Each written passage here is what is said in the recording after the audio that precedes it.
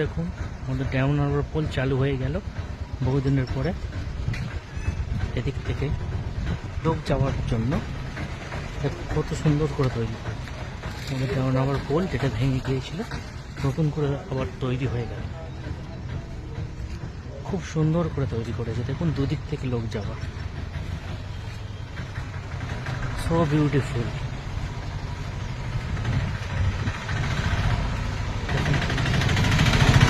Auto main road এদিক থেকে যাবে, ওই তিনটে বড় বড় ব্রিজ দেখা যাচ্ছে। পোলটা খুবই চওড়া, খুবই সুন্দর করে করা হয়েছে। দেখুন ভালো করে দেখাচ্ছে এদিক থেকে, খুব তাড়াতাড়ি চালু হয়ে গেল আমাদের পোল। আর যাওয়ায় কোনো অসুবিধা হবে না কারোর।